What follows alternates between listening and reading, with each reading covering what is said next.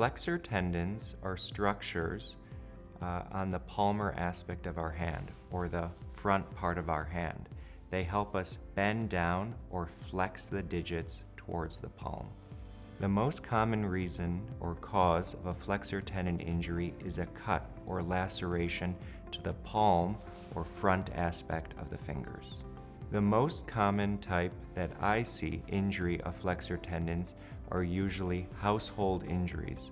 For example, when cooking or anything in the kitchen and using a knife, if you do slip and accidentally strike your palm or finger, that can cause a flexor tendon cut or laceration.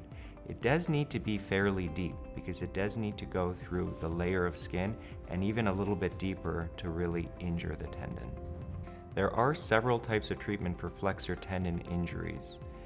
Most time they are operative or do require surgery.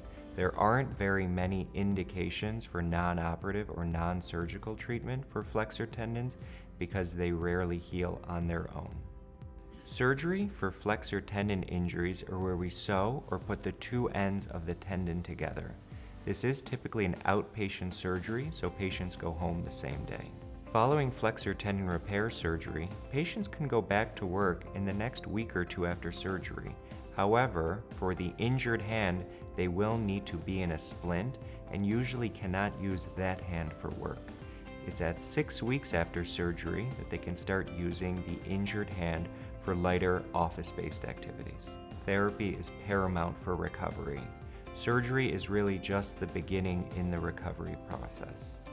Hand surgeons team up with occupational or hand therapists very closely in the follow-up care following flexor tendon